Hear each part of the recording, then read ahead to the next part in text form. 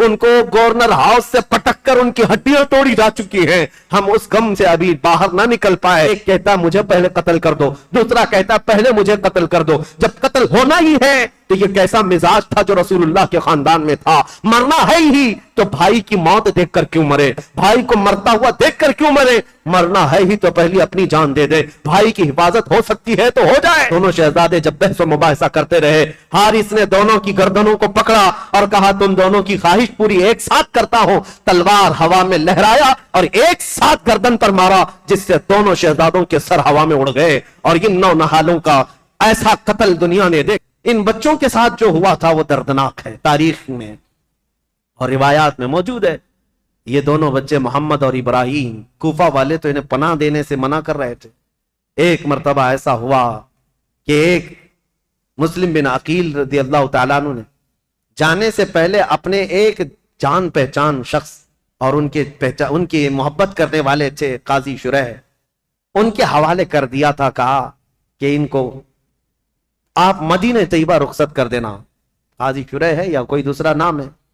امام مسلم بن عقیل نے جن کے لیے وصیت کی تھی، ان صاحب نے کیا کیا، کہا ان بچوں کو رات کے وقت سجایا سنوارا اور کہا دیکھو بیٹا، ایک قافلہ آج مدینے کی طرف جا رہا ہے، تم اس قافلے میں شامل ہو جاؤ، تم اپنے گھرانے پہنچ جاؤ گے، تمہارا خاندان مدینے میں ہے، تمہارے باپ تو شہید ہو گئے، تمہارے باپ تو قتل ہو گئے، کوفہ اجنبی ہے، یہاں کس کے گھر رہو گے؟ بچے سہمے ہوئے، ڈرے ہوئے، باپ کی آغوش تربیت میں ناز و نیام سے آئے ہوئے، مان لیا اور کہا ٹھیک ہے۔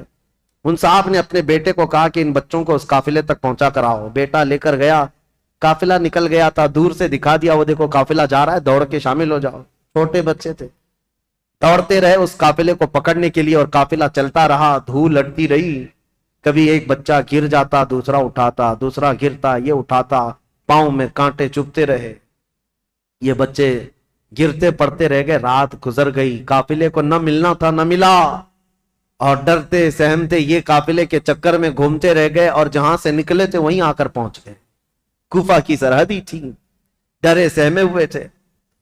تو ان دونوں بچوں کو ایک شخص نے دیکھ لیا اور پکڑ کر گرفتار کر کے عبید اللہ بن زیاد کے پاس حاضر کر دیا۔ عبید اللہ بن زیاد نے کہا ان بچوں کو جیل میں ڈال دو، ابھی ان کا قصہ بعد میں دیکھا جائے۔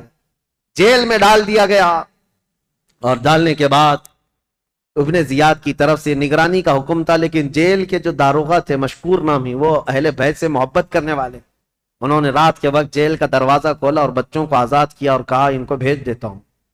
ان بچوں کو انہوں نے آزاد کر دیا اور پھر بھیج دیا کوفہ سے باہر۔ یہ بچے کوفہ سے باہر نکلے اور دریائے فرات کے کنارے ایک درخت کے نیچے تھکے ہارے سو رہے تھے۔ ایک خاتون پانی بھرنے کے لیے آئی، انہوں نے دیکھا گلاب جیسی رنگت کی حسین شہزادے کس کے ہیں؟ عورت قریب آئی، پوچھا کون ہو تم؟ کہا ہم مسلم بن عقیل کے بچے ہیں۔ وہ خاتون تڑپ گئی، کہا اے بچوں، تو میری جو مالکن ہے میرے گھر، جس کی میں کنیزہ ہوں، وہ خاتون سیدہ فاطمہ الزہرا کی کنیز ہے، وہ رسول اللہ کے گھر کام کرنے والی خاتون میری مالکن ہے آج۔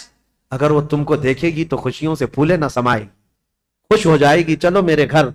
ان دونوں شہزادوں کو وہ اٹھائی اور اپنے گھر لے آئی، اپنی مالکن سے کہا اے خاتون، آج ہمارے گھر بشارت آ گئی، مسلم بن عقیل کے شہزادے فاطمہ کے گھر کے لاڈلے آئے ہوئے ہیں۔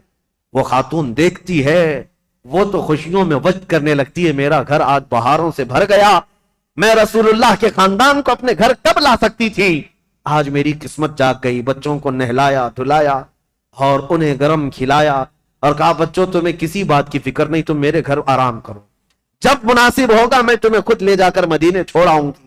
اس خاتون کی بے پناہ محبت تھی ان شہزادوں سے، لیکن تاریخ میں ایک عجیب اتفاق رہا ہے، شیطان کے گھر کبھی ولی اور کبھی ولی کے گھر شیطان، یہ رشتے دیکھنے کو ملے ہیں۔ اس محب اہل بیت خاتون کے گھر اس کا جو شوہر تھا حارث نام کا، یہ بدبخت لالچی آدمی تھا، یہ دن بھر عبید اللہ بن زیاد کا دیا ہوا انعام کا لالچ لے کر گھوم رہا تھا۔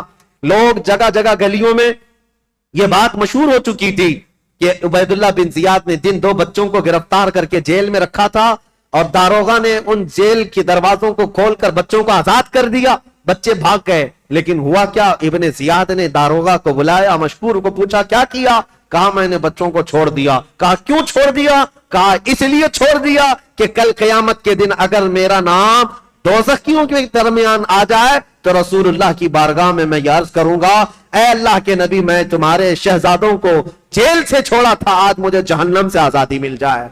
मैं तो इस तमन्ना को लेकर आजाद किया। तो इब्ने जियाद ने कहा अगर तेरी वही तमन्ना है तो तू वहां पहुंच जा, जल्दी से पहुंच जा। ये कहते हुए दारोगा का उसने कत्ल कर दिया था, मशकूर को भी कत्ल कर दिया। और फिर अब के बाद जोश और गजब में आकर के ऐलान किया, जो इन दो शहजादों को ढूंढ कर लाएगा उसे 100 ऊंट इनाम में दिए जाएंगे, उतना ही माल दिया जाएगा। अब लालची कूफी हर जगह इधर उधर घूम रहे थे इन बच्चों की तलाश में, जगह जगह मारे मारे घूम रहे थे।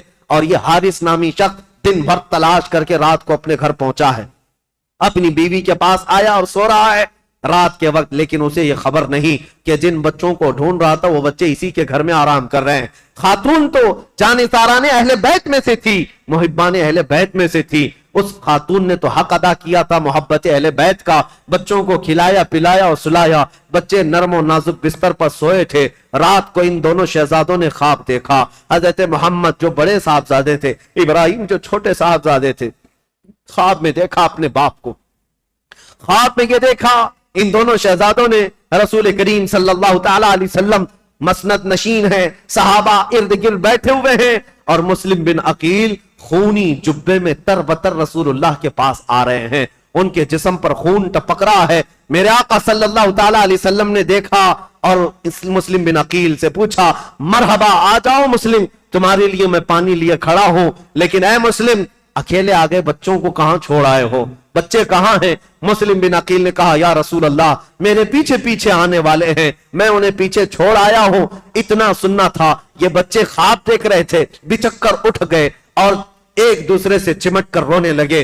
दोनों ने सेम ख्वाब देखा था, एक दूसरे को ख्वाब बताया। दोनों ने कहा मैंने भी बाबा जान को देखा, दूसरे ने कहा मैंने भी बाबा जान को देखा। रसूलुल्लाह की महफिल में अब्बा जान को खूनी जुब्बे में तरबतर हमने देखा है। अल्लाहू अकबर, ये बच्चे सहम कर रो रहे थे, इनकी आवाजें बुलंद हो गई। घर में बच्चों की आवाज। वो बे औलाद शख्स था हारिस, रात को जाग गया, अपनी बीवी से पूछा, हमारे घर तो कोई औलाद नहीं, ये बच्चों के रोने की आवाज कहां से आ रही है? बीवी ने कहा शायद पड़ोसी के घर से आवाज आती होगी, तुम सो जाओ। बीवी ने मना किया बताने से। फिर इस जालिम ने कहा, नहीं, मुझे तो लगता है मेरे घर में बच्चों की आवाज है, पड़ोस के घर के बच्चों की आवाज इतनी तेज नहीं आती। खातून ने बहलाया फुसलाया और कहा कि तुम सो जाओ, लेकिन इस जालिम ने कहा मुझे देखना है, मेरे घर की तलाशी लेनी है। घर ढूंढते हुए आया और उसी हुजरे में आया जिसमें बच्चे सो रहे थे और उठ करके ये एक दूसरे को चिमट कर रो रहे थे। हारिस आते ही पूछता है, ऐ बच्चों, तुम किसके हो, किसके बेटे हो, मेरे घर कैसे आए? बच्चे तो इस घर को मुहिब्बाने अहले बैत समझते थे। देखा था एक दिन पहले खातून ने नहलाया धुलाया है, खाना खिलाया है, हमारे घर, हमारा जानिसारों का ये घर है। बच्चों ने तड़प कर कहा, ऐ शख्स, हम तो इस मुस्लिम बिन अकील के शहजादे हैं, हम अहले बैत नबुव्वत से ताल्लुक रखते हैं। इतना सुनते ही यह हारिस दोनों बच्चों के बाल पकड़कर खींच करके उठाया। कहा, दिन भर तुम्हारी तलाश में सरगर्दा था, मैंने कहां कहां की खाक छान मारी, तुम्हें ढूंढते ढूंढते थक गया और तुम मेरे घर के बिस्तर पर सो रहे हो। दोनों बच्चों के गाल पर तमाचे मारने लगा। गुस्से के मारे दोनों बच्चों को थप्पड़ रसीद करता रहा। ये बच्चों का मंजर देख करके उसकी खातून बीच में आ गई। कहा, सालिम, तू अपने हाथों को बचा ले, तू कल क़यामत के दिन फातिमा के सामने खड़ा होगा, अली के सामने खड़ा होगा, रसूलुल्लाह के सामने खड़ा होगा। उनके घर वालों को दी हुई तकलीफ का क्या जवाब दे सकता है? हारिस के सर पर यह लालच का भूत सवार था। उसकी बीवी की बात एक न समझ आई। वो बच्चों को बालों समेत खींचता हुआ बाहर ला रहा था। बीवी कदमों में गिर गई, लिपट गई और बार बार इसरार किया, आज एक बार मेरी मान ले, इन बच्चों की जान बख्श दे, मैं जिंदगी भर तेरी गुलामी करूं, तू जो कहे वो मान लूं, अपनी जान कुर्बान कर दूं। लेकिन हारिस को न मानना था, न माना। यहां तक के बीच बचाव में अपनी बीवी की नाक को फोड़ दिया, उसके चेहरे को जख्मी कर दिया और उसे बेहोश कर दिया। अपनी बीवी को मार मार कर फिर घर से अपनी तेज तर्रार तलवार को उठाया और कहा, चलो ए बच्चों, तुम्हारा वक्त आ गया,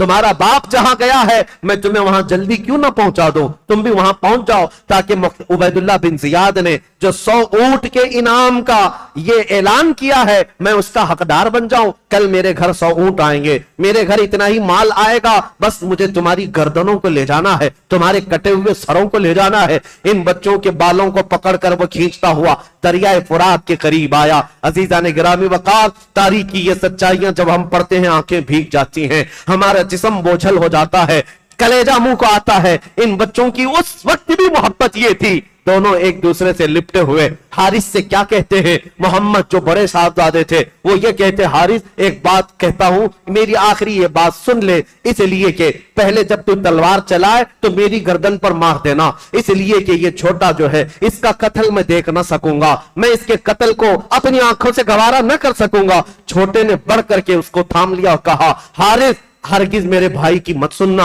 इसलिए कि पहली तलवार मेरी गर्दन पर चलाना, मैं अपने बड़े भाई के कत्ल को देख ना सकूंगा। हमारे बाप वैसे ही पहले मारे जा चुके हैं, उनको गवर्नर हाउस से पटक कर उनकी हड्डियां तोड़ी जा चुकी हैं, हम उस गम से अभी बाहर ना निकल पाए, हमारे भाइयों की मौत हमारे सामने ना हो। एक दूसरे पर बहस मुबाहिसा कर रहे हैं, एक कहता मुझे पहले कत्ल कर दो, दूसरा कहता पहले मुझे कत्ल कर दो। जब कत्ल होना ही है तो ये कैसा मिजाज था जो रसूलुल्लाह के खानदान में था, मरना है ही तो भाई की मौत देखकर क्यों मरे, भाई को मरता हुआ देखकर क्यों मरे, मरना है ही तो पहले अपनी जान दे दे, भाई की हिफाजत हो सकती है तो हो जाए। ये मिजाज रसूलुल्लाह के मुआशरे में मिलता है, मेरे आपा का बनाया हुआ मिजाज था। दोनों शहजादे जब बहस मुबाहिसा करते रहे, हारिस ने दोनों की गर्दनों को पकड़ा और कहा तुम दोनों की ख्वाहिश पूरी एक साथ करता हूं। तलवार हवा में लहराया और एक साथ गर्दन पर मारा, जिससे दोनों शहजादों के सर हवा में उड़ गए और इन नौ नहालों का ऐसा कत्ल दुनिया देखा कि सर उड़ते हुए रेत में आकर गिर गए। इसीलिए शायर ने तो कहा था उन फूलों का क्या जो बहारे जा फिजा दिखला गए, अफसोस तो उन कलियों का है जो बिन खिले मुरझा गए, बिन खिले मुरझा गए।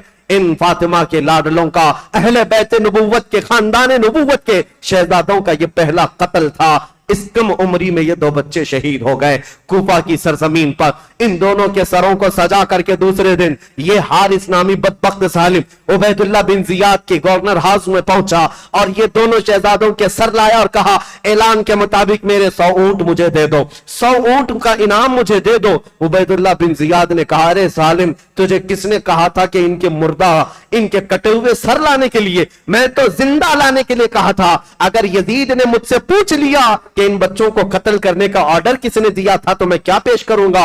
ये कहते हुए उबैदुल्लाह बिन जियाद ने उसी वक्त हारिस की गर्दन उड़ा दिया जो सुबह के वक्त बच्चों का कातिल था। रब्बुल आलमीन ने शाम से पहले उस जालिम को कैफर किरदार तक पहुंचाया। इसीलिए कुरान कहता है सयअलमुल लज़ीना ज़लमू अय्य मुनक़लिबिन यनक़लिबून, अन करीब जालिम ये जान लेंगे किस खाई में अल्लाह उन्हें गिराएगा। जुल्म की एक तारीख होती है, जुल्म की हुकूमत ज्यादा देर तक नहीं चल सकती, अल्लाह करीम की पकड़ आ ही जाती है।